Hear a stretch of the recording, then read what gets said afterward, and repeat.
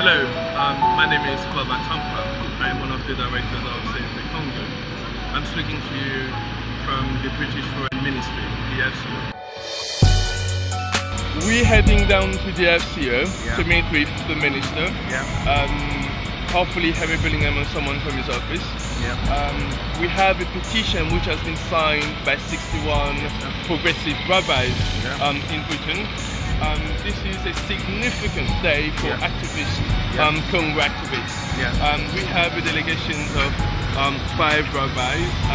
We also have Baroness Cox with us, and we also have David Ames, who is a parliamentarian. So it's going to be a wonderful day. Oh, brilliant.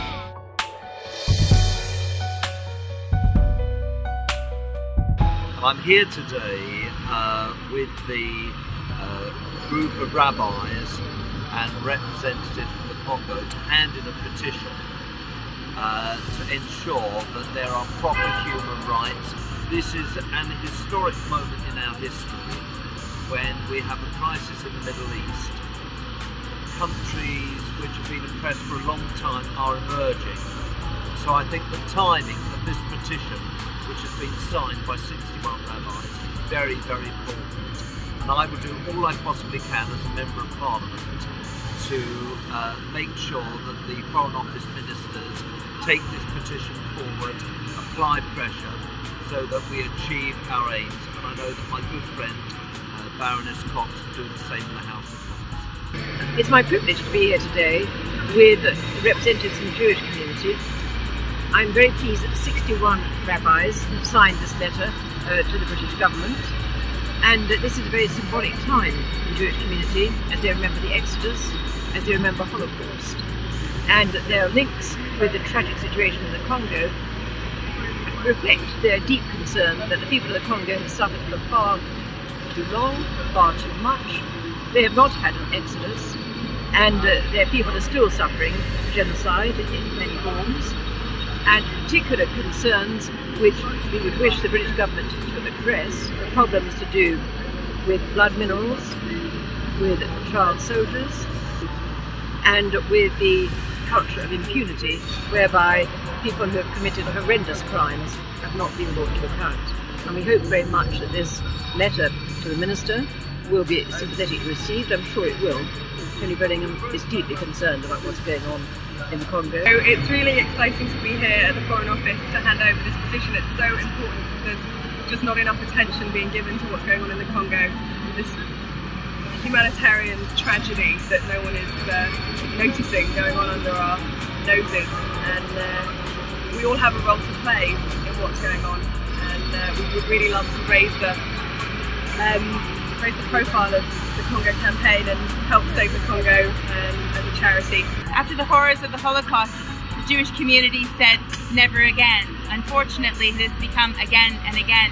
At the moment, people aren't making the connections with what's happening in the Congo. We wanted to use this time of Passover to raise the profile of the issue of those who are suffering in the Congo, and we're going to try to do our bit, and we hope others will do theirs. I'm proud to be one of the 61 signatories of this letter, not just as a rabbi, not just as a patron of Save the Congo, but as the grandchild of Holocaust survivors. My family knows all too well this narrative, the narrative of people coming into their homes, of throwing them out, of oppressing them, people being murdered. My great-grandfather was murdered. For me, how can I possibly resist this call? My Jewish tradition teaches me tzedek, tzedek tirdov, justice, justice you shall pursue. The people of the Congo deserve justice. They deserve an end to this horrific war. They deserve an end to this exploitation. And more importantly than anything else, they deserve to continue their lives in peace. As we finish the festival of Passover, and we understand what it means to leave a very narrow place like ancient Egypt and come into freedom, we hope and pray for the freedom of the people of the DRC. I'll say Rabbinic trustee of Save the Congo. I share that Holocaust narrative also in my family, and want to just emphasise again what Baroness Cox said about how people are used as instruments of war, how children are used as instruments of war, child soldiers, how lives are ruined by that. How can you ever, having done those things as not even a teenager, how can you build a life again? How rape is used as an instrument of war, and the whole blood minerals issue. This is an unknown story to so many in the West, and I think we feel very much out of our own history how important it is to actually do what we can to bring the attention of these things to the wider world. But everyone can do something. The Congo is not a case of charity. This is a case of justice. It's about asserting that the value of life in Congo is the same as that of citizens of countries in Europe and North America. And this is the reason why we go to save the Congo.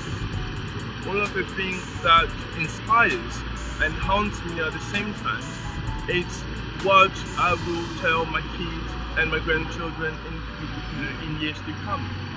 When this crisis is finished, when the total number of people killed is finally known, when the number of people who've been raped is finally known, when the total number of people infected with HIV/AIDS because of sexual violence is finally known, will I be happy with what I did to help?